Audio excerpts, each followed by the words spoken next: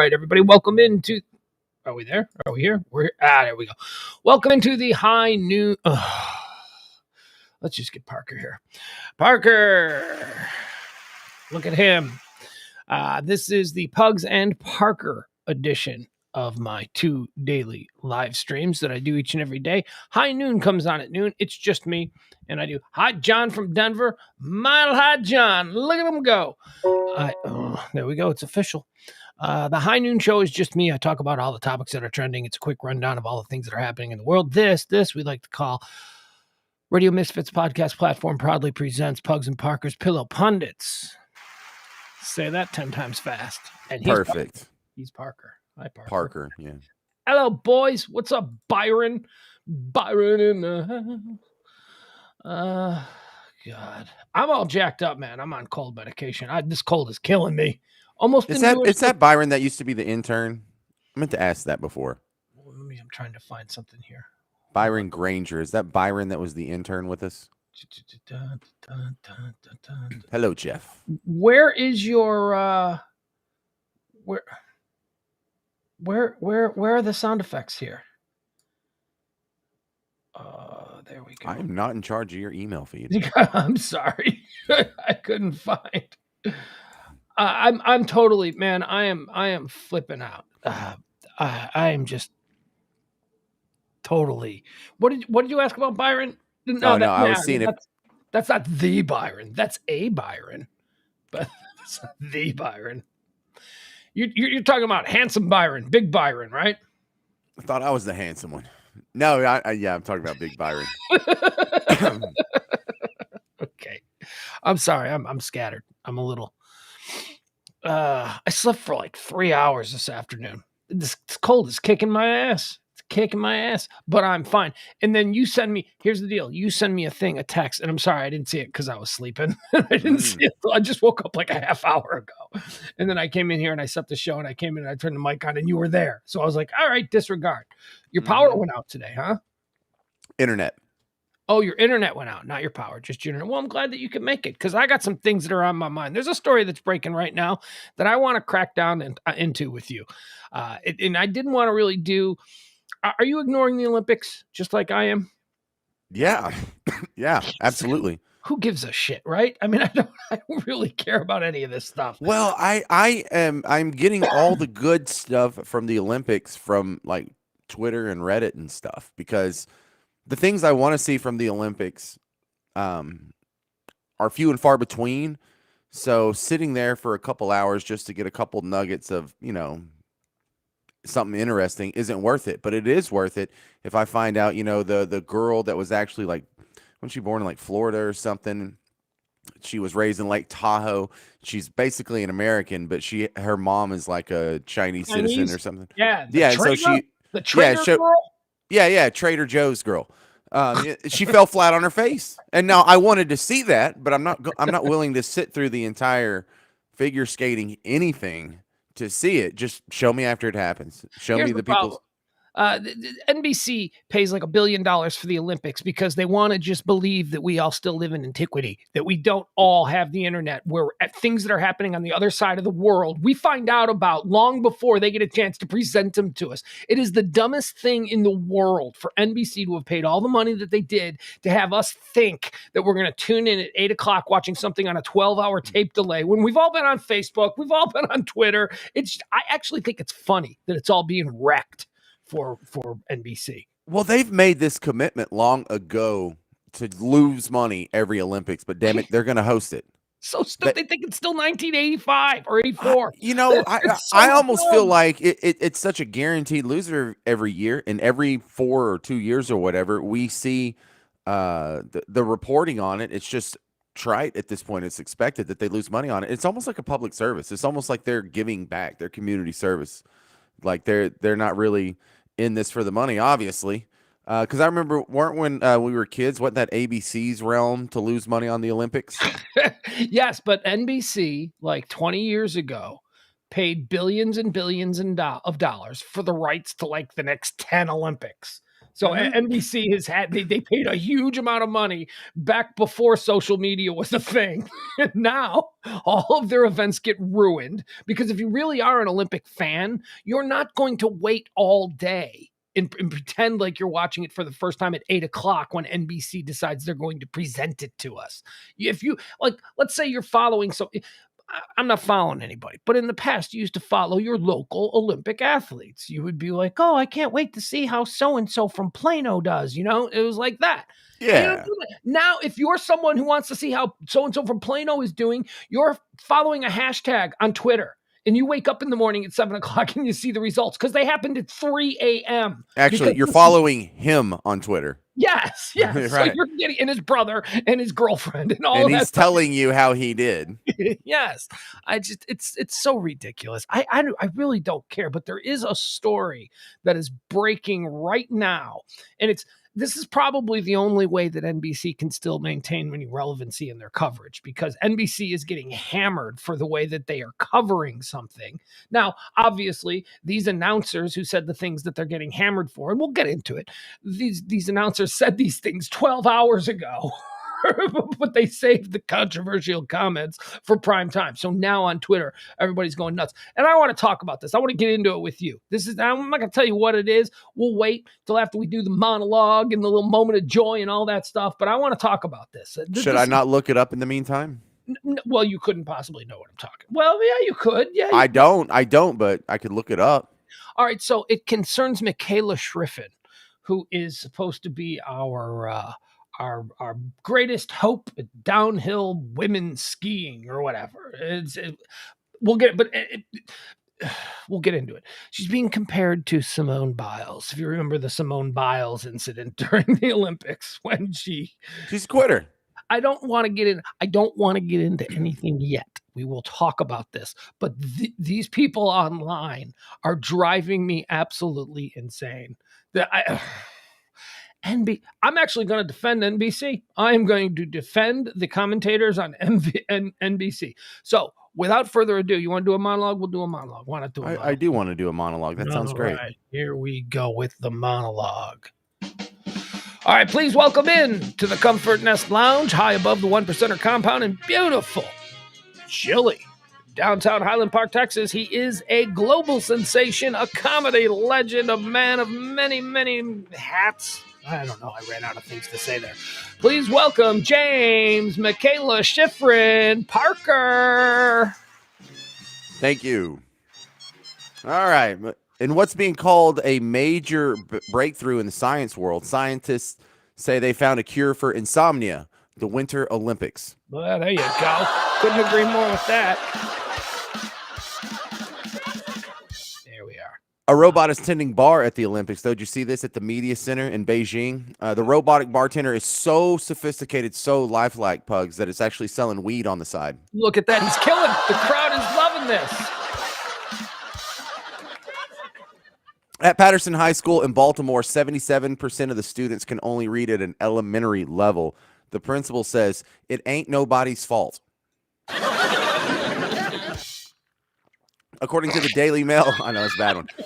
According to the Daily Mail, Katy Perry earns $5.25 million per show in Vegas. That's 10 times as much as Britney Spears made in her residency.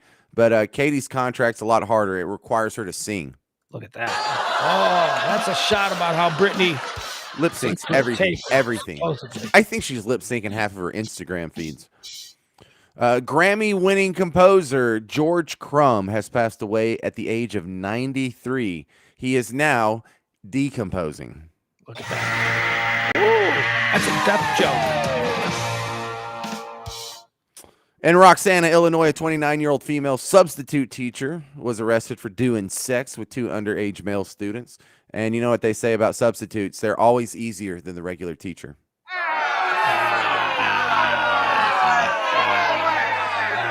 You know what? Teachers are smashing their students so much, I've run out of jokes. Valentine's Day is coming up on Monday. Men, you have 6 days to fake your death. Well. And finally, happy birthday to Vince Neil of Motley Crue. I don't want to say he's getting old, but he used to shout at the devil. Now he shouts at the kids on his lawn. Hey, remember when he came to that Christmas party? What? Remember when Vince Neil came to the station Christmas party? Was it the Christmas party or was it one of our anniversary events? I thought it was an anniversary event. No, well, he was at both. He came to no, it was like in a hotel ballroom, and Yeah, I went yeah. with Bree. Yeah. Oh yeah, that was a great night, dude. That was great. He did not look like Vince Neil to me. And he wasn't fat, but he was like filled in. He didn't look like all girly, and when he's not wearing makeup and he had kind of a beard going and he was dressed like us, he like oddly fit in. I talked about him today because it was his birthday today, as you Really? just mentioned. Yeah, I did. I do celebrity birthdays, and I totally forgot that. Yeah, I've had a couple run-ins with Vince Neil. That's how unimpressed I was by Vince Neil. Usually, I got a story about everybody famous that I run into. I totally forgot that. Yeah, He was pretty chill. I'm like, Vince Neil, you want a beer? He's like, nope. It was at the hotel off the tollway, right? The Christmas party. No, I think it was all Stimmons. It was one of those. Was it the tollway one? No, it was the Intercontinental. It was the Intercontinental. You are absolutely right. It was. That's the all 75 and like I don't know, Beltline or something. I don't know. All right, very good. Hey, how about this? I want to show you this. This is going to be our moment of joy. All right. This is moronic. This happened on Friday, and I want you to check this out. I go right. This usually happens with animals. This is typically not something that happens with human beings, but one of the fun things about Chicago during the summertime is that we have like a running counter on tourists who drowned because here's what happens. Tourists come to Chicago, they stay downtown in their hotel, and then they get shit hammered at the bars and all that stuff. They go out and party, and then they decide they're going to take a walk on the riverfront because we got a very nice like riverfront walkway there. And y'all have got like 9 bridges in a row, and they each look kind of cool. We have more bridges than any city in America because of all the rivers that connect. Is that a thing? Really? Like, oh yeah, okay. We have more bridges. I don't know if we have more bridges. We have more. It's the retractable bridge. The bridges that go up. Drawbridges. Drawbridges, or more than anything, because the Chicago River splits right through downtown. So 2 rivers go. So we have a very nice river walk, and it's right in the heart of downtown, and it's where tourists go. Tourists go and they walk. And every summer, a tourist gets drunk, gets too close, and they fall in and they drown. They do that in New Orleans. They end up in the Mississippi River somehow. Oh, Great Lake, they said, always gives up. It's dead. It's only like one a year, though. And no, it's a couple. Down where you are in Mississippi. When I was in New Orleans, yeah, this is one a year. Chicago's always, and they're always like they're not teenagers, they're always like college students. A University of Wisconsin student spending the weekend at Lollapalooza washed up on the shores of Lake Michigan today. It's always that. Yeah, Southeast Wisconsin State Tech or whatever. It's always some out of town. So this moment of joy, here we go. It's another out of town student for you. This is a new one though. This dude thought that he was he said he went for a hike, and he started walking through what he thought was just a prairie. I'm going to go right out to Skycam 9. Take a look at this. We got reports that there may be someone out on Lake Michigan walking on the Okay, so this dude, you see him out there? Oh my God. He was just walking by the lakefront, claims that he didn't realize it was the lake. Like he thought there was just this, as far as the eye could see, open space next to the city where nothing had ever been built. There were no buildings. There was no nothing, just no trees, just a wide open space. And he just started walking. So let's get an idea here. Just let's see what this dude's up to. Look at how far out he is. Skycam took a look around. Sure enough, there is somebody out there. But guys, this isn't right by the shoreline. Nope. As they continue to pan out, look at how far out this person is. Dude! Oh, now it's funny. Look at Oh my God, you fire idiot. department You are is way the actually hell out there. responding off of the drive. I don't want Skycam to lose where this guy is, but they are off on the shore. All right, so here's what happened. So some people in the high rises saw this dude out there and they called because this is extraordinarily dangerous. This is not safe at all. Now, it's been very cold and the lake never completely freezes, but this is an inlet. This is a bay area of the lake. This is only like, 1/100th of Lake Michigan. So it's, it kind of froze over. And they called the police and this dude jacked up morning rush hour traffic. This is Lakeshore Drive here. So you see all the traffic is stopped because the police they had to bring in all of these vehicles. These cars are all stuck now because they can't go any further. No, I hate that. I hate this overreaction crap.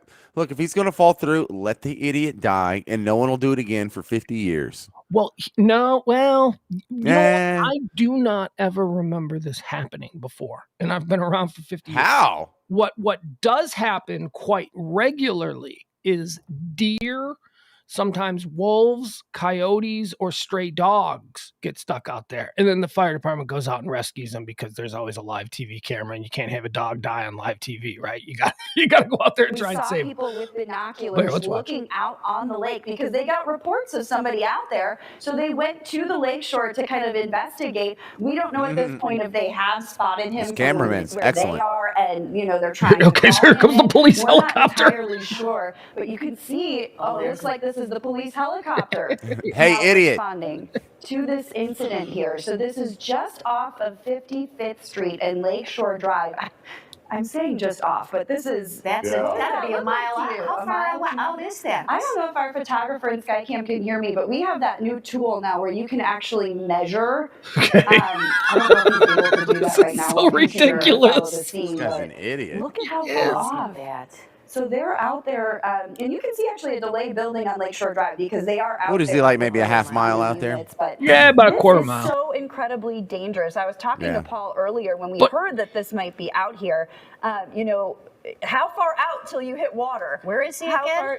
Right. This is right near 55th Street. Can we zoom So the in Museum again? of Science and Industry, you can see right there, so 57th, Let's zoom in again on him. Yeah, if we want to zoom back in on him. That's the museum right there. Yeah, so it's not quite, okay, so 0.2 miles from the shore, 0.3-ish. Yeah. Wow. But look at that. Okay, so we'll zoom back in on the guy here. You can see the police helicopter. He just did kept arrive on the walking. scene. So I don't know at this point if they're thinking, okay, do we try to do a rescue from the helicopter? We don't want this guy to fall At least through. he's coming back. Or do you hope that he can make his way back? Oh gosh. Okay. All right. So there is a story that goes along with that. Let me see if I can pull up the story on this idiot. And you know what they did? You want to hear? You're absolutely right about the overreaction. So the fire department, they sent a bunch of guys out there doing the exact same thing he's doing, right? Just 2 firemen walked out there to him. And then do you know what they made him do? They made him get in a rubber blow-up boat, and then the firemen towed him, dragged him. The firemen were still walking. The firemen were still doing the same thing he was doing. That's stupid. They made him get in a boat in case just madness. Just absolutely so dumb. All right, so here's the story that accompanies this. Let's see here. College student rescued from Lake Michigan. It was a college student. Yeah. Oh, yeah. He was not college student. This is his first winter. He didn't know. He said that he thought a student was reportedly rescued Friday after walking on the frozen shores of Lake Michigan. The person on the ice near 5500 LSD, that's Lakeshore Drive, apparently didn't realize he was walking on ice. The rescue went smoothly, but the outcome could have been a tragedy. Yeah, it could have been, but it wasn't. Shut up. So, Shut up, exactly. man. Shut up, you ghoul. You ghoul, just hoping.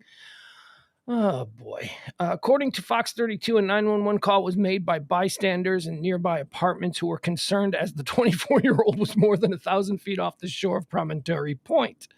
The college student reportedly told the fire department that he didn't know he was on water during his approximately 40-minute walk and said he only stopped strolling on the ice because he heard the police sirens.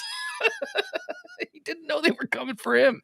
There's even He was more. just going to keep walking, huh? He's just going to keep hiking. Let's see. Chicago Fire Department Marine Unit Chief Jason Latch told the station that the man was more than 1,000 feet offshore on broken ice and that crews had been hitting patches of open water. The student had been waving emergency crews away, not realizing they were there for him. He's like, no, I'm good. Go away. Right here, let me show you these. Let me show you this picture. We'll get rid of this. I'll show you how what the I don't want to call them dumbass cops because they're firemen. They're not dumbasses, but the procedures that they were forced to follow are a little bit stupid. Yeah. Here, I'll bring up the picture. So where was he from that this was his first winter? Like Tyler or something? Yeah, it didn't say so in this story, but I read somewhere else that no, not like Tyler, like he was from Japan. Like he was from like he was a foreign exchange student. Who did okay, so do you see the boat? See the little rubber dinghy that they made him get in? Ugh, that's emasculating. What is that? And they had so here he is. So here's the fireman it's like one of those rubber dinghy things. See, there's no bottom. Like you can, like if it went through. Do you see what I'm talking about? Uh-huh. Like they're inside a boat, but the boat has like leg areas so that you can walk carrying it like these guys are doing. But if it fell through, you wouldn't go all the way through because of the. Oh, okay. Boat. Okay. Well. And there he is out there. So he's out in the distance, and the firemen are like, "Hey, dude, this is not a prairie, stupid. This is you dumbo." Here, let's see if this. Yeah, this guy's also like, man, America sucks. Y'all really uptight. Did that switch? Did we go to a different picture? Nah. All right. Well, that was funny. There's your moment of joy. I love it when people are dumb. Big dumb. Idiot. All right. He's all right. He got fined $1,000 though. Good. He should pay for that. Right? Yeah, he definitely should get fined $1,000. I mean, absolutely. It's a pretty easy one. All right, so you want to talk about this situation going on with the Olympics just happening this evening? Yeah, and I'm going to go ahead and tell you what we're talking about after that. Oh, okay. We can do your thing first. We can do the Olympic thing. Well, no, because it'll take a while. We watched Tinder Swindler last night because you told me to, Drill Sergeant. All right, but you're a better man for it. It was not a waste of your time. No, it's great. All right. All right. So here's what's going on. So Michaela Schriffen, young Olympic athlete. She was one of the top skiers in the world, and she was expected to, win gold. This was going to be her big opportunity. She'd worked her whole life for it, and everybody was banking on her, and she was the favorite, all this kind of stuff. Actually, I don't know if any of that is true because I don't know all that much about the Olympics. I'm just going off of what I've been reading the last hour. She choked and she like screwed up from the very beginning of her run. And the NBC announcers were saying that, where's one of them? NBC comment. All right. So I'll give you an example of what the typical anger on Twitter right now is about this. NBC commentators pulled the same sick act with Simone Biles in Tokyo. It's now gone beyond simple commentary. It's mocking, shaming, and bullying. The announcer said that she made a huge mistake, that this is a major disappointment, and that this particular run will live on in Olympic infamy for the rest of time. That's what they said. She was a favorite and she choked. She was a favorite, and guess what? The favorite didn't win. So of course the commentators are going to say, well, this is a disappointment. And everybody is angry because she's obviously just like Simone Biles. She obviously has, she's having an emotional issue right now, and we need to be more caring. People are even saying she just lost her father. And I was like, oh, well, okay, that can be a thing. She just lost her dad. I mean, I can understand why you wouldn't be in the right competitive mindset. So I looked into it. Her dad died in March of 2020. Okay, she didn't just lose her dad. Okay, she has competed on the world stage numerous times since then, and she was ranked. She was considered a favorite for the event. What irritates me about this is that I'm very I'm very in touch with, this, as I call it, the mental bouillabaisse that we all have going on up inside of our head. There's a lot of shit that goes wrong. There are a lot of us that deal with issues. I have depression. I work through it. It has been a major hindrance for me. I don't know if it's the reason I'm not an Olympic champion, but here's something that I do know about Olympic champions. Olympic champions are insane people to begin with. And part of being technically talented and the best at what you do, you also have to be mentally tough. Okay. When you are not mentally tough, it doesn't mean that the whole world has to fall apart and be like, oh, leave her alone. No, she wasn't the best in the world, because although she might have the technical skills down, part of being an Olympic champion is also being a mental monster, someone who doesn't crack under pressure, someone who doesn't choke. I'm reminded of Carrie Strug when she was in the Olympics, that little girl. Remember, she shattered her ankle, and then like 10 minutes later, she did a vault and got a gold medal for it on a broken ankle.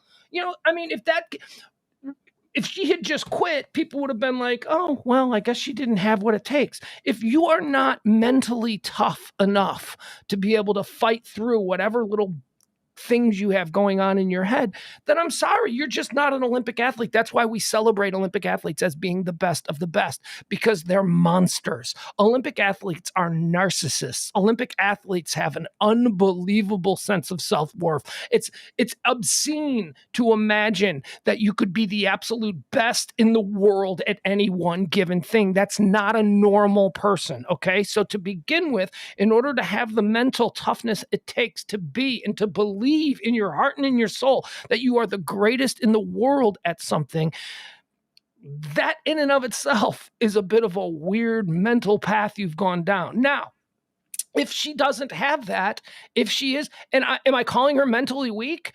Well, I'm calling her mentally weaker than the competitors who held it together, who didn't choke, who didn't have, and simply pointing it out as an announcer going, well, she was the favorite, and oh, this is a disappointment. There's nothing wrong with that. It is a disappointment. It doesn't mean we're not bullying her. People are saying the NBC announcers are bullying her. No, they're not. They're not bullying her. They're talking about how she was the favorite and how this is a very big upset in this. She failed. We all fail. We all fail at things. It doesn't mean that we're being bullied when it's pointed out that we didn't rise to the occasion. Rising to the occasion is the exception in humanity. All right. Look, the reason why this is falling completely on deaf ears for you and me and everyone that's watching right now is the fact that in any Olympics, there's going to be someone that wins and there's going to be someone that fails. Yes. So what are we supposed to do? Like not acknowledge? No, everybody got first place. We're all winners today. That's why I'm so angry about what's happening here. She didn't win the gold medal. Okay, that's a disappointment. We thought she was going to win the gold medal. Don't call it a disappointment. You're mentally shaming her. What? What the hell is happening in this world? Yeah, see why it doesn't bother me to be called like a butthead or an a-hole or a bully or, a jerk in this world, in this modern world? Yeah, compared to you people, absolutely. Anybody with a spine would be called a jerk or an a-hole compared to these little cupcakes, man. And this is great because I'm not raising cupcakes. So my kids are just going to roll through all these wusses. This is going to be fun for the next generation. This is going to be fantastic. Now, did you explain the whole story? Because when I was looking this up, she skied.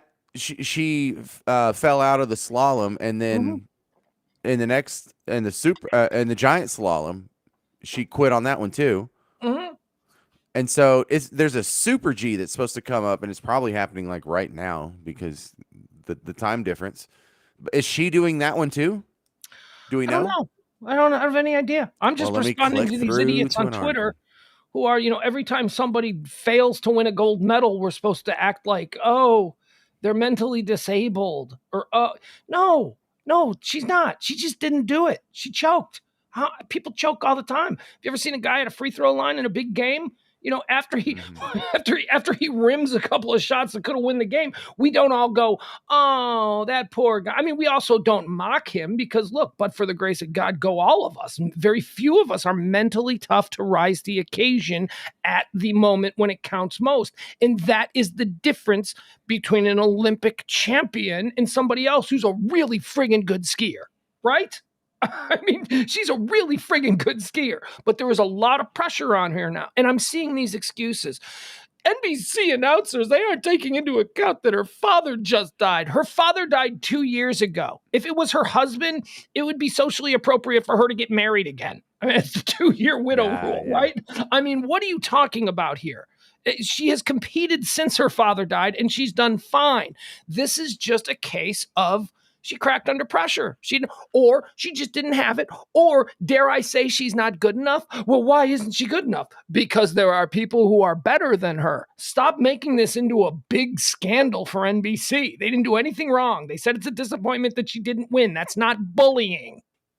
Yeah, all right. So the next one is the Super G on Thursday, which is only a day away because aren't they like 20 hours ahead of us or something ridiculous? 18 hours ahead of us. It's the other side of the world. It's literally the other side of the world. It's, you know, it's on the bottom of the planet. 16 hours ahead of us. So yeah, she's going to get a chance to not fail out of a race, but so far she has failed out of the slalom and the giant slalom. Okay. So the Super G is the even longer one because slalom is one length. Giant slalom's even longer, and then Super G, it means super giant slalom, it's the longest. Now, there's nothing wrong with having compassion for her because, as it turned out, she wasn't good enough. But there are 99.9% of the athletes competing for gold that aren't good enough. Somebody's got to win. And that person who does win is the one who is a mental monster. It's the one who dials in. You know, it's the one who's probably really difficult to be around the other 23 and a half hours a day because they're super competitive. And Michael Jordan is considered the greatest basketball player of all time. Michael Jordan is a cold as ice, clutch time guy, and he always has been. Do you know what else Michael Jordan is? A major asshole. A guy that nobody ever wants to be around. He is a difficult person to be around because everything is a competition for him where he's got to win.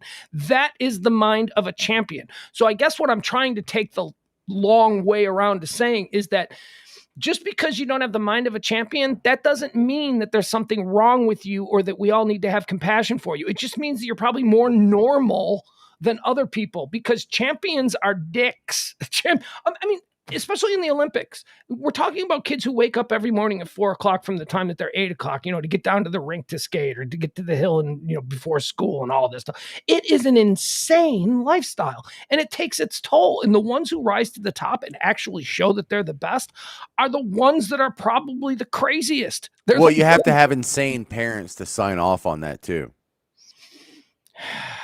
I think when you look at these figure skaters, yeah. I mean, these like little 8-year-old figure skaters who are dragged out to the ice at 4 a.m. because that's when they can get rink time. And it's just, ugh. And you know they don't want to do it. They're being forced to do it.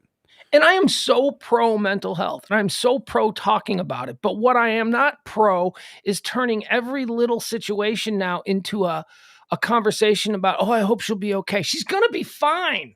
She failed. That's all. I mean, how many other Olympic athletes have failed? I mean, they all fail. 99.9% of them fail. There's only so many gold medals to go around. There's only 3 places on the stand. Good Lord. Just because she didn't do what everybody thought she was going to do doesn't mean that she's in some mental crisis because her dad died 2 years ago. Well, and she's won medals at previous Olympics. Yes. So she's not a failure. She just failed this run. Clearly she failed this run. But she's skied out for 2 events in a row. Okay, that sucks. The NBC announcers are not bullies, and we don't need to cancel these NBC announcers, which is literally what people on Twitter are saying for pointing out that it's a disappointment that she didn't do as well as was expected. That they need to understand that she is mentally vulnerable right now. Okay. Well, then if she's mentally vulnerable right now, then she probably shouldn't be participating in the Olympics because you got to get yourself into a crazy mindset to think, first of all, that you're the best in the world at any given thing. That's nuts. You know how many people in the world there are? I mean, you think you're? A lot. I don't think I'm the best in the world at anything. I mean, I've said I'm probably top 100,000 in watching TV, and that's good enough for me because of all the people in the world. Yeah, I'll take a top 100,000 ranking. Unfortunately, that's not going to get me any gold medals. Michaela Schriffen, Simone Biles, 2018's Nathan Chen. At some point, we need to reevaluate the way we create hype for the Olympics. The media creates impossibly high expectations and acts like anything less than a gold is impossible for them. It's a recipe for mental collapse. Champions don't mentally collapse. Yeah, shut up. It's not. Who cares what they say? Dude, the media is so full of themselves because it's the media saying the media puts so much pressure on these people. Oh, really? You're in their head? Is that's your position in the world? Is your influence is swaying the outcome of the Olympics? That's how important the sports writer is for the alpine events in Beijing. Really? Get over yourself. Get over yourself. You're embarrassing. Here's one. Me watching Michaela Schifrin after that run. I hope that girl isn't too hard on herself. The announcers. What a mistake. What a disappointment. This will live on in infamy for the rest of the time. We have literally not moved the needle on mental health at all. Oh, stop it. Yeah. Stop it. She failed. She was supposed to have done better. They didn't say, God, she sucks. What an embarrassment. They're not bullying her. What a failure as a human being. No, no one's saying that. She did make a mistake. It is a disappointment that she's not going to live. And this collapse of the top-rated skier is going to live on in Olympic infamy. It's a big moment in the Olympics. The person who was considered to be one of the runaway favorites did so poorly. That's the job of the announcer to point out to the audience. That's not bullying. Bullying is, look at her, big dummy, you suck, while she's sad. Exactly. You're allowed to be, and by the way, after you fail publicly, you're allowed to be sad. It doesn't mean you're in full-blown mental collapse. Yeah, I doubt she's in full-blown mental collapse. She's probably crying quite a bit this week, but she has another event, and she's probably sucking it up right now and looking forward and looking to redeem herself in the Super G, which is about to happen in just a few hours. So, good luck to her, and I hope we get to write a better ending to this story that started off bad, and that's okay. Because at the end of the day, no one really cares how you did in the giant slalom in Beijing. Nobody remembers who won in the last Olympics. This is not going to be something, that the general public remembers you for forever. We'll forget you entirely, but we won't remember that you collapsed. We'll forget you entirely. I can only name 2 other female skiers in the Olympics. Can't name any. Because it's a silly name. Yes, because it's a silly name. The other one was, what's his face? Trump. Like his first wife, she was actually in the Czechoslovakia at the time. You don't remember her from the Olympics. You remember that as a fun fact because she was Trump's first wife, Ivana. Yes. Yeah, Ivana. Right. I think it was Ivana because it sure as hell wasn't Marla Maples or Melania. Yeah, no, Ivana. She was like on the Czechoslovakian national team at some Winter Olympics, like the year I was born or something ridiculous. Oh my God. Also, the last thing I'll say here is that I'm glad that one of these people, they pointed out Nathan Chen, his massive collapse at the last Olympics. Nathan Chen was supposed to be one of our gold medal hopefuls in figure skating, and he had a big collapse. And at the time, it wasn't, I hope his mental state is okay. At the time, it was, that guy was supposed to be better. Moving on. I mean, we didn't dwell on Nathan Chen. Well, it's also because it's a man, so it's like, what a loser. Screw that guy. Hey, look, let me finish my point. Okay. So that was at the last Olympics. Last night, Nathan Chen set a world record for the highest score ever received in the men's short program. Nathan Chen sucked it up, came back, and showed that he's mentally tough enough to put world record numbers up in an event that he was supposed to be great at. So, stop acting like we need to get around the clock suicide watch around this girl and that NBC is in any way responsible for it. Sorry, James, go ahead. No, the rubber bands, the spider webs around your microphone. You sure you don't need some of those? Yeah, because I texted you about that, and it looks like you're missing one. Yeah, see that? See how that crap's broke? I have some extra ones. I can just mail them to you. No, we have extra ones here. I just don't need them. That is, you just live like that. Yeah. Okay. That's a haphazard, wild ass way to live your life.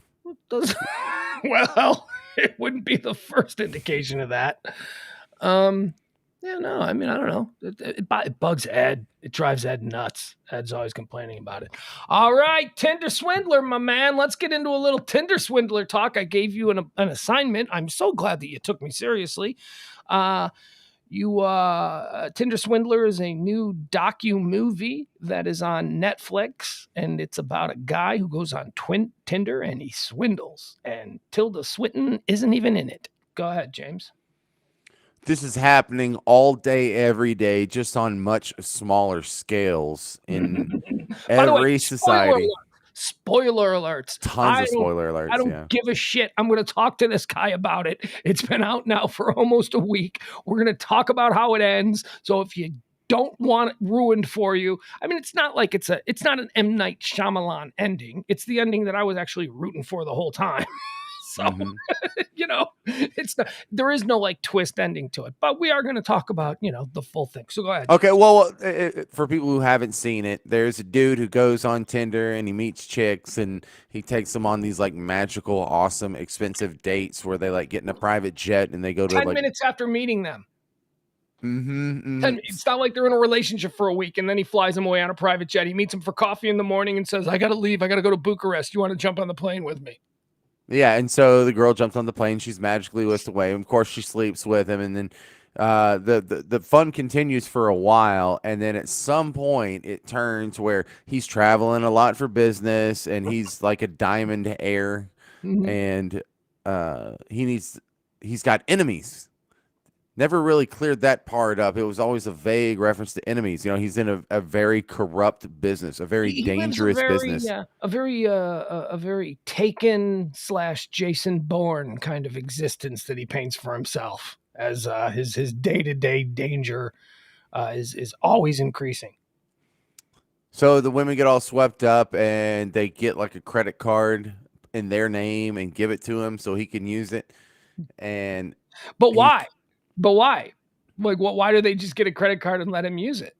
Because he lays this whole the enemies are tracking him, right? And he can't use his money because he wants to come visit her, but he can't use his own credit cards because then the enemies will know where he is and it could be dangerous for both of them. So why don't you just get a credit card and just send me all the money and I'll pay cash? And they go, okay.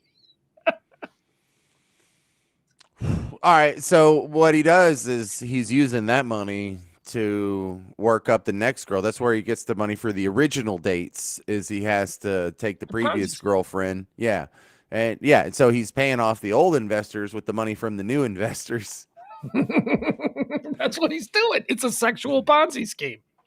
He's been caught a couple times, but he only does a few months here and there because when you really add it up, these women are voluntarily giving over most of the money. Oh, yeah. And so, I mean, there is fraud, but it's like a tenuous connection to fraud, and it's across multiple jurisdictions, and who's really got time for that? And some rich idiot got swindled by another rich idiot, and then half of it happened in Paris, and half of it happened in Brussels, and it happened in the Netherlands, and Oslo, and London, and right, Germany, Munich. What am I supposed to do? Like send lawyers to all these places and gather evidence? And like really, Interpol ain't got time for that. They're working terrorism. They ain't got time for some girl who lost money on Tinder. Terrorism and like, did he rape a kid? No. Okay, well maybe you're just an idiot. So I think the person with the biggest interest in this is probably American Express. They're probably going to do something about him before anyone else does. But the ending is it's so delicious because you learn what you're kind of thinking is going to happen anyway. This dude's still at it right now. He's living large, man. He's kicking ass. Now, granted, his Twitter or Tinder scheme has been impacted. I don't think but he moved on to some other thing. He went to jail for what, like 30 5 days? Months. 5 months. 5 months? Okay. So he went to jail for like 5 months, and then he must have just come up with a whole new scheme because the minute he got out of jail, he hooked up with another Russian supermodel and he's driving Ferraris and he seems to be doing just fine. Meanwhile, all of these girls that let's talk about the women for a second here. Are they victims? Yes, but they're victims of their own greed. This was a man that they knew for 10 minutes and then decided that they were going to marry him because they thought he was a billionaire, because he had a jet, and Okay. because he told all of these stories, and because they Googled him and stopped the minute they saw the fake story that he put up on the internet that says that he's the son of a billionaire diamond merchant. And so they just didn't look any further. That's it. That was all So they needed. yeah, he uses a name that is shared by a legitimate diamond family, like one of the big, because it's a cartel with like the De Beers and like 4 other families. Yeah. And it really is a corrupt business. But the fun part is he checks so many of the emotional boxes on the checklist that I don't want to say I'm impressed, but it's a talent. It's a skill that most of us don't possess, to just be able to lie to someone like that and push all their buttons. Because he talks about, I want to move in with you. I see myself, you and me together long term. I see myself having babies with you. Oh, there's also an element of danger to my job. And yes, I'm rich as hell and whatever. And but my life is so dangerous. I have a security guy that's behind me, and Peter. it's not. Yeah, and it's not just like my friend from high school. It's like some gigantic Russian Sasquatch dude. Yeah, it was Israeli Mossad, I believe, is what they said he was. Peter was former Israeli Mossad. Yeah, and he himself is Israeli, and whenever he gets upset, he can speak in Hebrew, and you have no idea what he's saying. And right, yes, when he wants to talk about you in front of you, he turns to Peter and starts speaking in a language you don't understand, and they make fun of you. Well, and that was one of the things they never explained, is he has an entourage with him. He has his business partner. He has he has Peter, his security guy.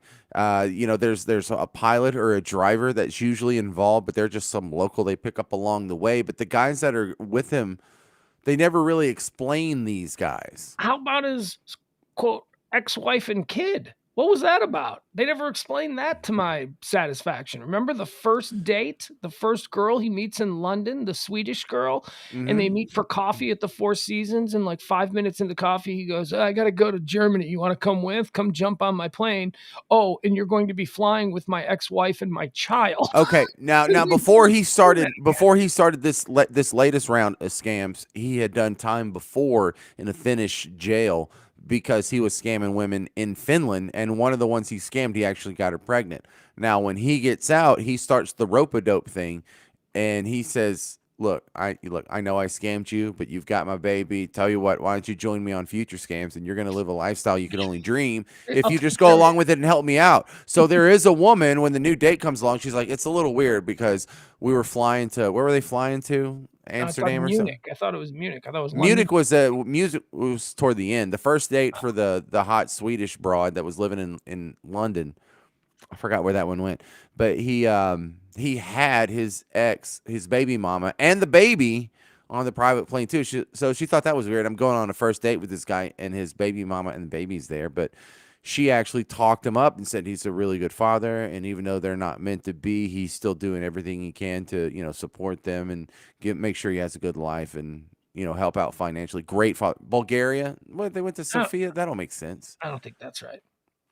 So he has other people that are talking it up to where even if you're a regular skeptical person, I can understand how these girls got caught up in it, because it gets really complex when you have other people who are in on it with you. Really, like there's a whole team of people.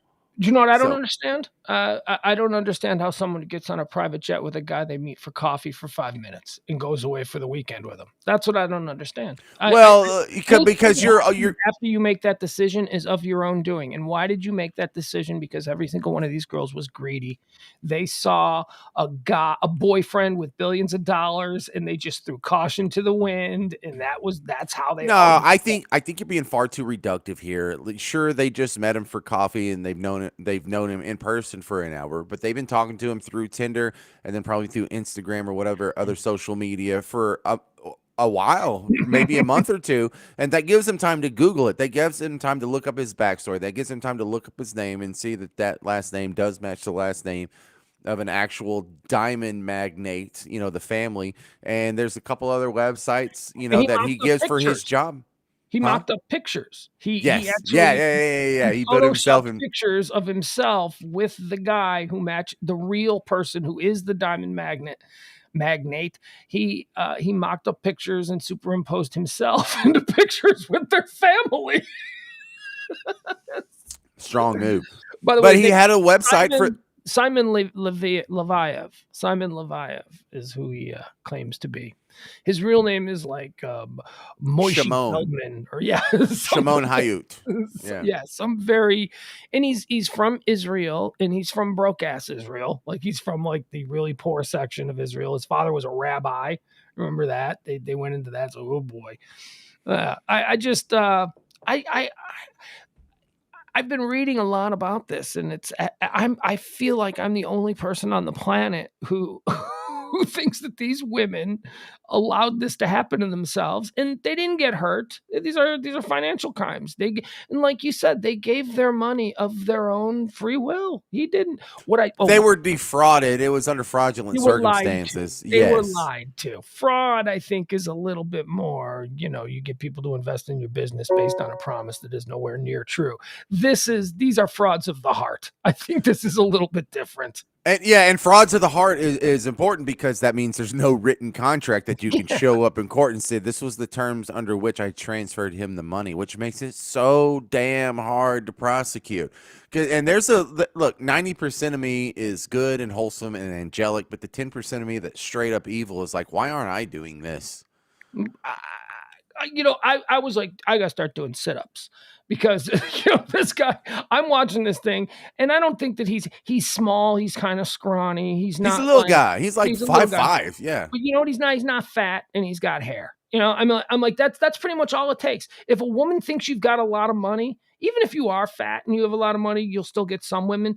But if you're just like thin and can run a scam, you can pretty much get any girl on the planet. And not any girl. There's a lot of good. I don't mean to put these women in with a bunch of women, because I know a bunch of women that would be like, even her friends, when she said, I'm flying off on his jet, even her friends were like, what? Wait, no, hold on. Like, when they would show the text messages from her it's totally sketchy. Yeah. Yeah, this is totally, no, he's really sweet. He's such a sweet guy. But 10 minutes. Also from the girl's perspective, like this, if there is a dream come true, this is what it looks like. This is kind of the fairy tale. Yeah, this is the princess. This is the 2022 equivalent of the Disney princess being swept off her feet by the princess who comes in and saves her, and they live in a big beautiful castle and happily ever after and all that crap. This is what it looks like. But also they're thinking worst case scenario, hey, I get a free trip to like Paris, and this guy turns out to be a creep, but I eat really nice food and I get a fun little experience.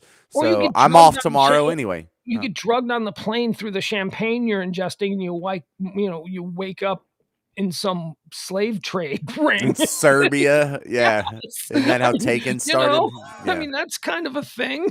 That's something that I've heard happens. Could be, but you already did a little Oppo research. Not enough. Googled his name. You saw the website for the company LL Diamonds or LLDS Diamonds or something like that. So I'll give you an example. When I was watching it, I started doing some Googling too. When I was watching, as soon as we got his name, she's like, so I Google everybody, and I Googled him. I immediately Googled his name, and I was taken to the Wikipedia page of his supposed father. The Wikipedia page for his father, the real life diamond baron, it has a list of his children. And Simon is not one of them. He does not have a son named Simon. So, I mean, my first thought was, how much Googling did these girls do? What is going on here? Okay, well, yeah. Look, you didn't go through the same algorithms they went through, but we can all easily, after the fact, go question the research that they did, because clearly they were just wrong as wrong can be. Yes, but they were willing to believe the best because they were dreaming. They were dreaming about having a billionaire. That's what they do. It was. They wanted it to be true so bad. You will believe absurdities if it is within the realm of what you fantasize. If it's something you want to believe, yes, people can tell you anything. Look, I was really, I don't want to say impressed, but as, talk radio hosts, broadcasters, we're always looking for that emotional hook, and how can you present a story to be as compelling as possible. How do you connect as quickly as possible? And I loved the danger aspect that he kept inserting over and over. He had the stock pictures of Sean getting his ass kicked. Peter. I'm sorry, Peter getting beat up, and he has like blood on his Fendi sweatshirt or whatever the hell that is. Something I'll never afford. Probably costs as much as my truck. Mm-hmm.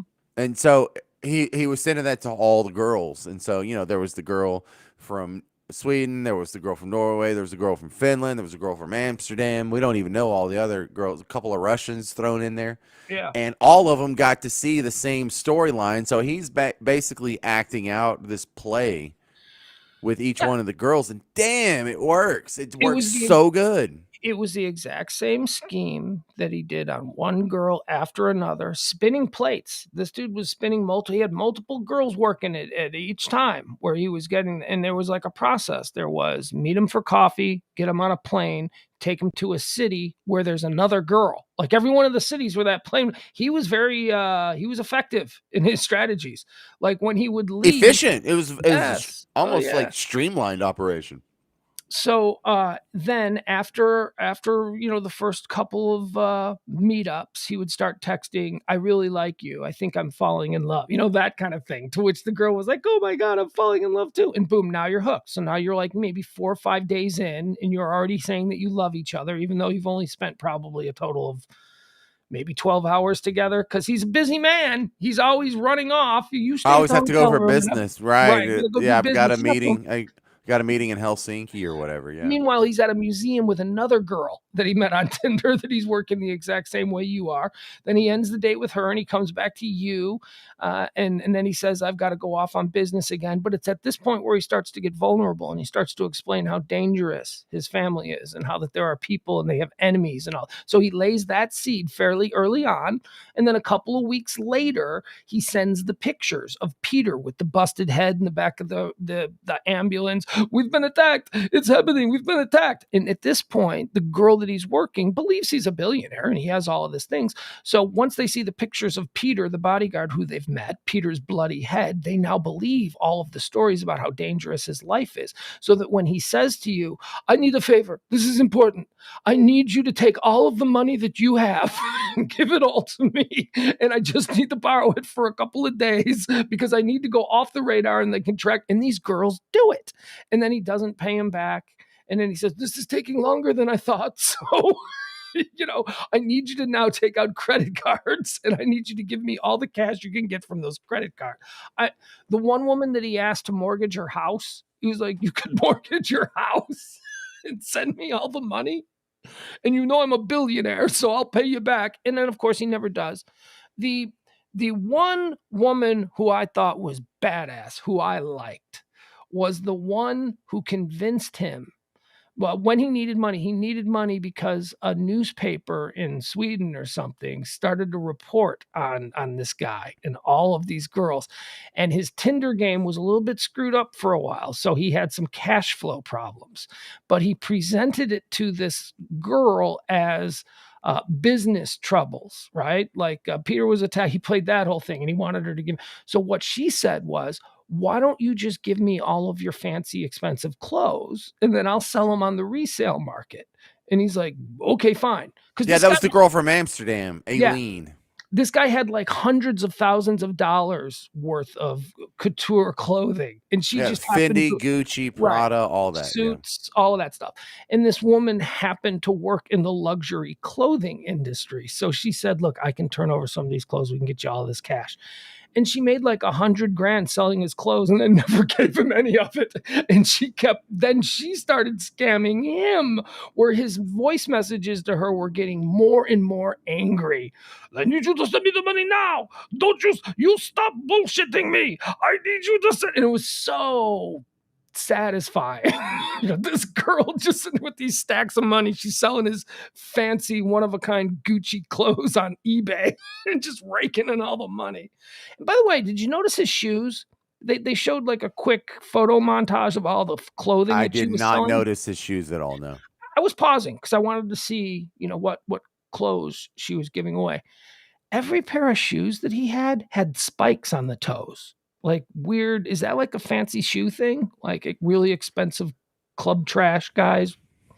I don't know. guess I've never seen there's shoes all kinds of super expensive shoes, but God knows I am not on the forefront of fashion. So I would don't love to ask interview me. this guy. I mean, his Tinder game has got to be wrecked, especially now with Netflix. But I have faith that he'll be back. He'll be back with something. He'll figure out a new way. Yeah, well, his Tinder game was wrecked when that Norway or Swedish newspaper or Newspaper. whatever it was, because they showed what it looked like on the website, the little story they did on this dude. After spending some scratch to track him down, they go to Finland, they go to Tel Aviv, they talk to his mom. Oh, his poor mom. I know. She's God, like, you don't live here. I haven't seen him in forever. yeah, and then for those of you who haven't seen it, it's a real rundown, crappy part of town, and looks like it's a tiny apartment, and it's drab He and comes from super meager beginnings. yeah, But- it looks pretty dismal, what his mom's living, and then you flip to him, and because he's a soulless sociopath who's just exploiting human beings and their Yes, he weaknesses, Yes, he's he living a fantastic life. Fantastic. He is. All I could think of is how fun. I mean, what an incredibly fun life he has. And how about one of the girls? This kind of confused me a little bit. One of his victims, who he took for, I think she said $50,000, which isn't really much compared to some of the other victims that he took. But he took this one girl for $50,000. And remember, they were just friends. They weren't even boyfriend and girlfriend. Like, he was bringing around his Russian supermodel girlfriend around this one. Hey, no. They smashed when he did the first date thing. It just didn't work out. Okay, but she still wanted to be friends with him because, why not have a friend who's a diamond heir, A right? billionaire. Yeah, this is my billionaire friend. And so now she's like in like the south of France partying Mykonos. with him. She was in Greece. Yeah, Mykonos, wherever. Partying with him and his like 20-year-old Russian supermodel girlfriend. By the way, how cool is Mykonos in Greece? I want to go there. Totally want to go there. I can't afford anything in that town, but it looks great. Do you know what a soda would cost at a convenience store? $80 or euros or something? I don't know. All right, there you go. I'm glad you watched it. What did the lovely Mrs. Parker think? Oh, she loves that kind of stuff because she loves solving mysteries. She loves like CSI and not much of a mystery here. I mean, this is just kind of. I saw it coming from like the minute. She's over there trying to guess what happens next, and so we both loved it. It was really good, and whoever made that did a really good job telling the story. As someone who tells stories for a living, like I see a lot of people do a real sloppy job of just throwing the story on the screen, like, but this was done methodically and with purpose, and they did. Who did this? They did really good. RM is the name of the newspaper or the media group that did the story. That's like the Swedish newspaper, the people who started investigating. The Tinder swindler, they came up with that name, yeah. They came up with the name, and that's what their ongoing expose about this guy was called. It was from RM, and I believe that RM in the production, it said that they had something to do with it. So it was their story that they just turned into a docu movie, and Netflix bought it. All right, now look, this is good. Look what Jeff's saying. He will reinvent himself as a self-help guru and start a cult. Weren't you just telling me about someone else who was kind of a swindler and they kind of went the Christian route? Oh yeah, man, we got this girl here. Let's see, pull up her name right here. This is better you. Brittany Dawn Davis. That's right. From I'll give you a quick rundown. That's a good guess, Jeff. That's a good guess. She's a local gal. Fitness turned Christianity influencer Brittany Dawn has been sued by the state of Texas over her fitness programs. So she was doing a fitness scam where she promised all these sad people on Facebook, and sad people with real eating disorders and problems like that. She appealed to them one-on-one through DMs, and she had this following on Facebook of lots of people, and she was charging them $300 a month. And what she would do is she would create fitness. She would be their life coach, basically. She would create menus for them, and they were all specifically designed for the individual. And it turned out they weren't. It was all the same menu that was going to everybody. Aww. And the extent of her life coaching was, maybe a couple of times a week, she'd send a DM that said, you go, girl, like something real generic, like something that wasn't. And then the person would respond thinking they're having a conversation, and she would never respond. The state of Texas has sued fitness turned Christianity influencer Brittany Dawn Davis over claims that her fitness plan allegedly engaged in deceptive practices. Davis, a 30-year-old from Fort Worth, first started selling thousands of online fitness packages in 2014 after building her social media profile as a supposed healthy living expert through sharing photos of her body, her diet, and her exercise tips. She was described as your coach, your confidant, your biggest supporter, and your friend. So she was doing this on Facebook, and Facebook shut her down because there were too many complaints about how she was just a grifter. So she went silent for a couple of months. And then she reemerged on the page, still doing fitness. But now, because she's got the stink of being a con, now she's found Jesus. And it's because of what she went through that she found Jesus. So now she wants to save fat Christians because I don't know. She's identified that Christians are gullible. I don't know that they'll believe, if Jesus is involved in the story, they're more than likely to believe it. The courses from Brittany Dawn Fitness LLC ranged in price from $92 to $300 per month, although most were upsold the $300 per month package. But through a private Facebook group where members were encouraged to share their progress, Davis's customers realized that she had given many of them the exact same workout and nutrition plans without any of the supposed personalization. At least 14 customers mentioned in the complaint who sought refunds from Davis are people with eating disorders. Okay. Yikes. She's beautiful. Here, you know what? I'll pull her up. Let's pull her out. I'll show her to you because I know we're out of time here. We don't want to be doing this. Of course she is. Who would fall for it if she wasn't beautiful? Right? That's what I mean. If she looked like a swamp donkey, she'd be broke.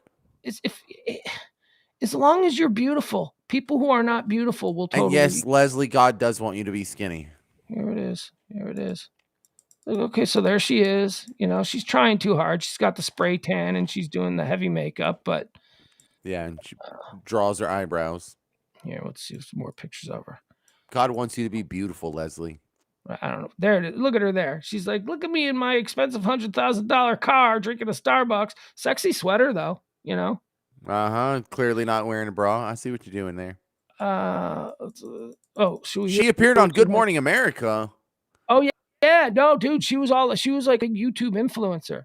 She's well, that's transcendent. She broke out of YouTube into Good Morning America. That's pretty damn mainstream. Here's the quote here. Yeah, nice vetting, Good Morning America. Well done, yeah. Fitness and health are no longer my identity. My identity is in Christ, she said in a YouTube video. Red flag. You guys know that I went into a season of hiding when everything happened. No, explain to us again what everything is. Because then she'd have to talk about the fraud. Fraud, yeah. You mean the fraud? Yeah. Right. Stop trying to hide what I'm using. Over the past 2 years, Davis's page has been entirely rebranded to share faith-based content. She now runs a ministry. All right, well, whatever. So the state of Texas is suing her for $100 million, some ridiculous amount of money. Oh, and how is the state of Texas suing her? Like on my business practice, on my behalf? Like, well, shouldn't like one of her like former customers be suing her and maybe a class action lawsuit? Like I know jack about legal issues. It's a lot of legit stuff sounds weird to me. The state can sue you if you're operating a fraudulent business within the state. They can sue you exactly on behalf of you, on behalf of me, on behalf of all the other people. Here's another fun fact about her. She's married to a former Dallas cop who lost his job for multiple complaints that he beat up black people. So, what? Oh, no. He lost his job as a cop for beating up black people. I thought that was their job. So did he. Yeah, so apparently, he. Yeah. Yeah. Thank you for the drum there. All right. There you go. All right. So Brittany Dawn, she's people will fall for anything, man. People will believe whatever they want to believe. When they want it to be true, they can just force themselves to believe it. Hey, coming up is Mission Impossible 7. I want you to just guess how old Tom Cruise is, and he's an action star. the alpha protagonist in the Mission Impossible series. They're coming out with the 7th installment. He looks good though. Is he 60? 59. 59. Yeah, I'd put him there. Dude, 'Cause he I looks know better he's- than me, and I'm 44. Well, he started off working with some really good genes. You know, I mean, he was. If you were both 20 together, he'd still look so much better than you at 20. He had a I big head know, start. but like he's 15 years older than me, and he still looks better than me. He's 5 years older than you, and you look like dog food compared to him. Have you seen who's the other guy? George Clooney. George Clooney's like 60. George Clooney looks like $1 million. George Clooney is like Brad Pitt. Brad Pitt is 60 or 59 or whatever. Brad Pitt, these people don't. You know who's actually not holding together well? Willie Nelson? No, Leonardo DiCaprio. Oh, yeah, but it almost makes him look more like a character, you know? Like each line just adds... Right. Yeah, But adds character Tom to his Cruise, face. Brad Pitt, and George Clooney will still be playing, you know, they're on the Cary Grant path, where Cary Grant was playing sexy leading men at 70 because he never looked bad. Leonardo is now going to be playing like Steve Buscemi roles. You know, he's going to be competing with Steve Buscemi and who was the other guy? The guy that's on Billions. Paul Giamatti. it's Nice. Paul Giamatti, Yeah. Steve Buscemi, and the guy who used to be the sexiest man on the planet, Leonardo DiCaprio.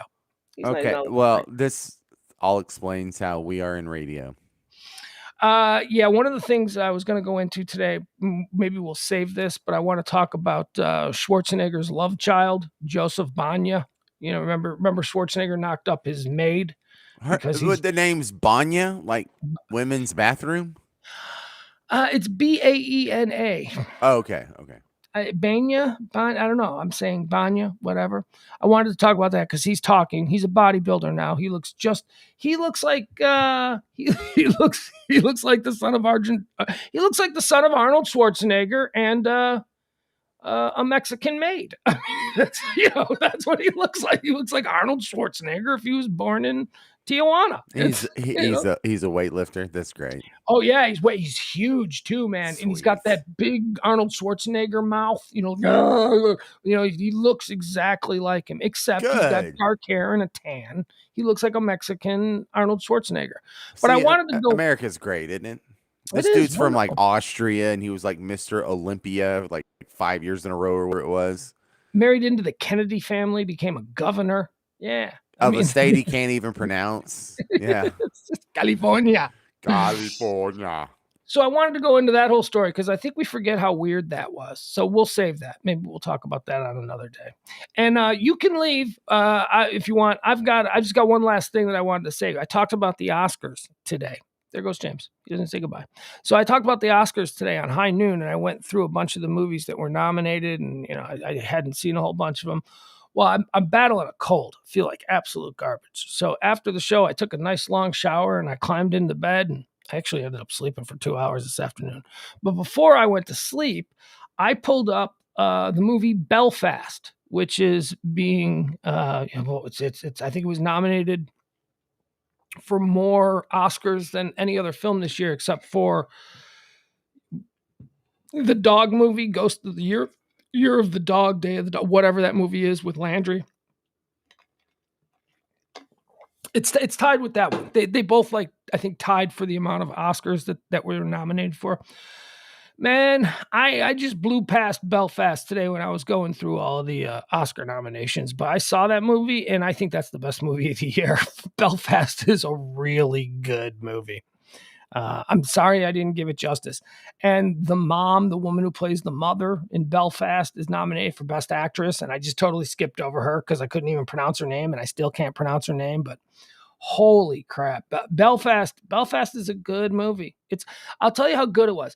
It was so good that with 20 minutes left in it, I had to stop. I went, oh, you know what? I can just tell, you can just tell that something really sad is going to happen. Something really heavy is about to happen.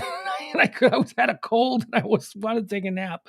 So I stopped it just before what I assumed was something really bad occurring in the third act. Went to sleep, woke up. had a little rice for dinner, and then I knocked out the last 25 minutes of Belfast. And I'm not going to tell you if anything bad did or didn't happen, because, that was just my assumption. But I will tell you, if you want to see a good movie, that's a good movie. That is not, I haven't seen Licorice Pizza yet. I love Paul Thomas Anderson, and so I want that movie to be great. But holy cow, was I surprised by how interesting Belfast was. It's the story of a little boy and his family, his mom, his dad, and his older brother. And it's set in 1969, and they live in Belfast, Northern Ireland, at the start of what's known in Irish history as the Troubles, which was the civil war in Northern Ireland between Catholic Irish people and Protestant Irish people. And it's all seen through the eyes of this 9-year-old boy. It's a comedy. It's a drama. It's not like a war movie or anything. And it is it's called a comedy drama because there is comedy. It is funny. Well, how can you do a movie about Irish life and not have there be like just a whole bunch of funny things in it? But it's a really good movie. So if you're looking for something, I feel like I gave it the short shrift this afternoon when I was talking about movies, and also, I'm an Irish Catholic, and I don't really care much about Belfast. I don't even acknowledge Belfast as being a part of Ireland because it's not. It's Northern Ireland. Ireland, capital of the only big city that I care about in Ireland is Dublin and possibly even Cork. There you go. But Belfast was really good. If you're looking for something good to watch, I think it's available on pay-per-view, or I don't know, you want to go to a movie and you just want to see a good movie. It's a good movie. Wonderful movie. Belfast, there you go. I hope it wins. Unless I end up seeing Licorice Pizza, and that blows me away. But as of right now, Belfast is the best movie I've seen of the year. Belfast, Tinder Swindler, Belfast. Of the ones that are nominated, Dune, I guess. But Licorice Pizza, I still got to see Licorice Pizza. There you go. Okay, okay, Jeff Glenn, that's the mom. I don't even know how to pronounce her name. Catriona Balfe. Catriona Balfe is great. She's the female lead of Outlander. I've never seen Outlander, but consequently I've never seen this actress before, but she was terrific as the mom. She was really good. And then Jamie Dornan is the father. He was good. Everybody was good. Ciaran Hinds as the grandpa, as Papa, was so cool. And then Judi Dench as the grandma, and they all live together on this street that has Catholics and Protestants living together. And the Protestants who live on this street don't have a problem with the Catholics because they're their neighbors and they're their friends. But outside rabble rousers come in and light the Catholic people's houses on fire, and it's just about, what side are you on? Well, they're our neighbors and we love them, but they're dirty Catholics. It's like that whole thing. It's good. It's really good. And the little kid is great. The kid who's the center of the film, 9-year-old boy, fantastic. This kid. You know what it had? It had some Jojo Rabbit vibes to it. If you like them, that's when I was watching this. I'm like, this is kind of like Jojo Rabbit. This kind of has that feel to it, that level of comedy. Jojo Rabbit was a little more in your face comedy. This didn't have quite the over the top absurdity of some of the things in Jojo Rabbit. But if you removed the more ridiculously overly comedic things from Roger Rabbit or Jojo Rabbit, then yeah, you got Belfast.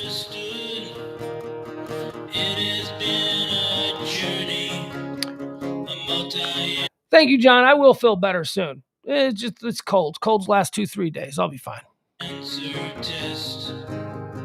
I am on a never-ending quest.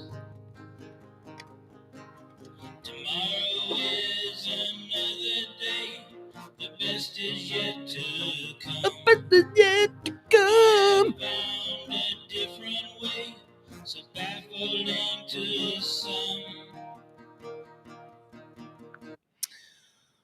Outlander. I've heard people say that that's a good show. Here's the problem with Outlander. One, it's sci-fi, and I think I always thought I get it confused with Highlander, which is not sci-fi. That's like Scottish sword fighting stuff.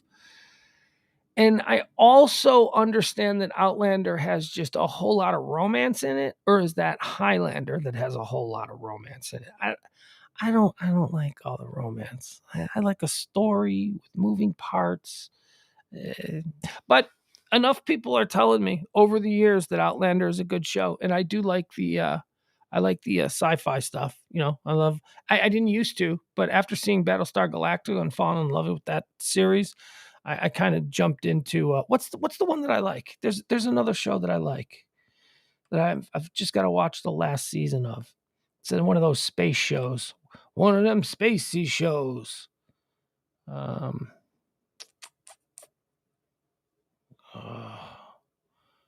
Where's continue watching primetime documentary style programs we think you'll like, movies we think you'll like, Amazon originals. All right, for goodness sake, my stuff.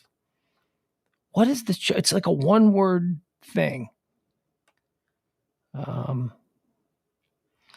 got so much. The Expanse. What it is. Watching The Expanse last year, and I got the final season that I got to watch. So I don't know. I like Battlestar Galactica. I like The Expanse, and I guess maybe Outlander I should check out. I have got an old guitar. That is all I need. That is all I need. Yeah. I need no 401. I don't have the green. Down the road I'll travel. Far from the comfort nest. All right, so I just pulled up Outlander. It's not on Amazon Prime. Where can I find it? Do you guys know? Wait, Outlander is historical? It's not sci-fi? Okay, hold on. I got to get caught up here. It's about history. It's very World War II centric. Okay, so I'm totally off on how. Where do I find it now? If I want to watch Outlander, where do I find it? Oh, it's on Netflix? Okay, Netflix is good.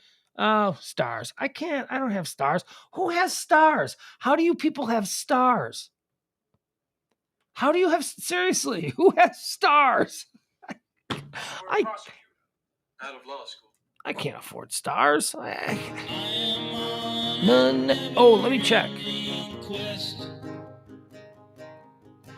I have a friend who's got a very extensive online film library who I have access to. Let me see if he's got Outlander. Oh, that's Outlander. All right, Outlander.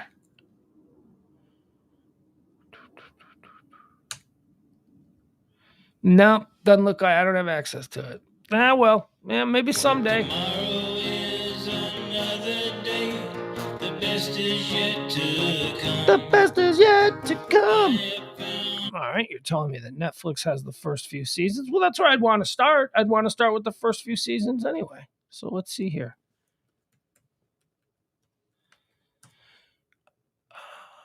Oh, look at that. All right. Oh, but it's like people kissing on the box, dude. I don't people kissing. 4 seasons are available on Netflix. Yeah, 4 seasons. People kissing on the box is not a good start. Whoa. All right, guys. I'm going to go climb into bed. Maybe I'll watch the first episode of Outlander. I'll let you know. Meet back here tomorrow, 9 o'clock. I'll tell you what I felt, what I saw, if I saw. I don't know. I'm so scattered. I won't be talking to my mom tonight. My mom goes, how's your cold? I'm like, it's just kicking my ass. I'm fine. You're sick a lot. And I'm like, and so I had to run it down. I'm like, okay, first of all, I'm not sick a lot. Okay, we're in the middle of a pandemic. Don't say that I'm sick a lot. First of all, my allergies, they've been going crazy because the weather hasn't turned. Now, from living with me my whole life, that I have the allergies, so you can't call that sick. That's just me being me. That's a part of me. And she's like, okay, fine. And I'm like, then I sprained my ankle. Okay, that's not sick. That's an injury. It didn't stop me from doing it. This is the first cold that I've had in like 2 years. I'm not sick a lot. Although I do complain a lot. I do complain a lot about not feeling 100%. I would say that I operate 90% of the time at about 65, 70%. I haven't felt 100% in 20 years.